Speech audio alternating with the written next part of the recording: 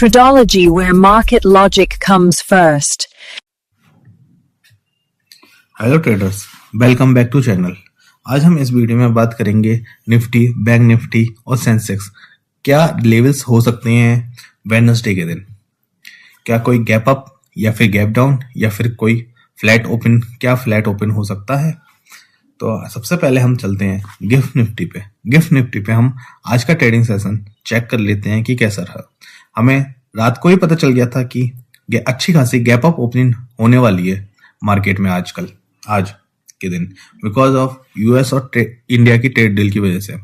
लेकिन हमें एक चीज देखनी है, आज मार्केट ओपन हुए 1000 to 1100 पॉइंट, लेकिन सस्टेन नहीं कर पाए। वहां से सेलिंग आ गई 500 to 600 पॉइंट की।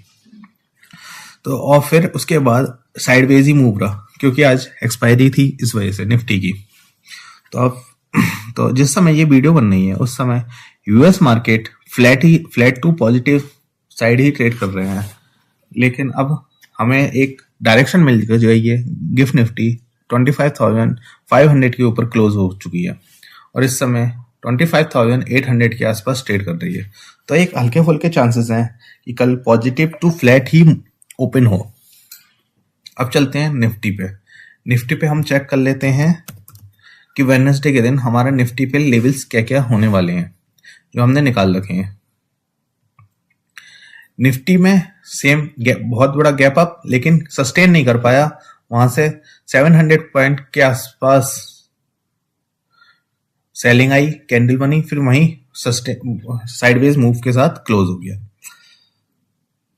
अब है गिफ्ट निफ्टी पे अपना सपोर्ट जो बन चुका है 25,650 और 25,575 के आसपास जो हमारा सपोर्ट है उसे ब्रेक करेगा तो हमारे पास अगला सपोर्ट वहां तक जाएगा 25,450 और 25,400 तक जा सकता है। लेकिन अब हमें एक बाय ऑन डिप्स की स्ट्रेटजी क्लियर होनी चाहिए जब तक हमारी निफ्टी 25,400 और 300 के ऊपर है। बाय ऑन डिप्स ही करेंगे हम।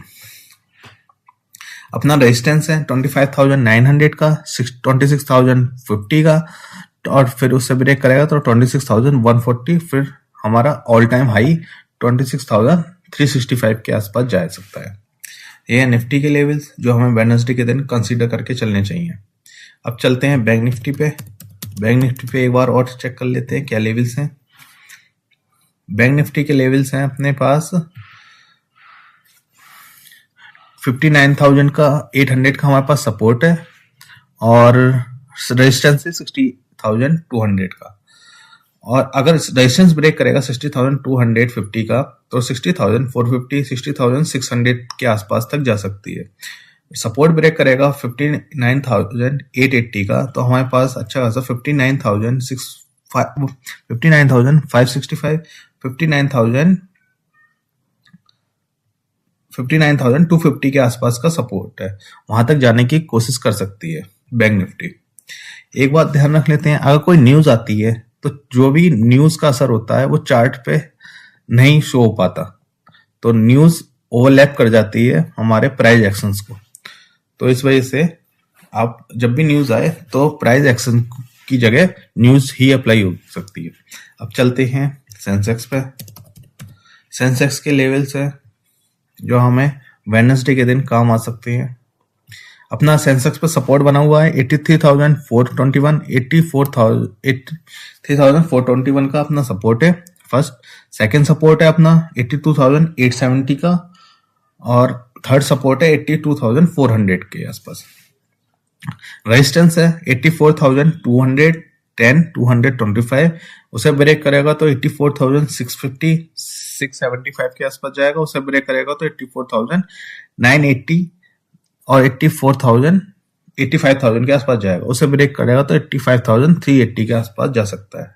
ये हैं लेवल्स जो हमें ट्यूसडे के लिए कंसीडर करके चलने चाहिए।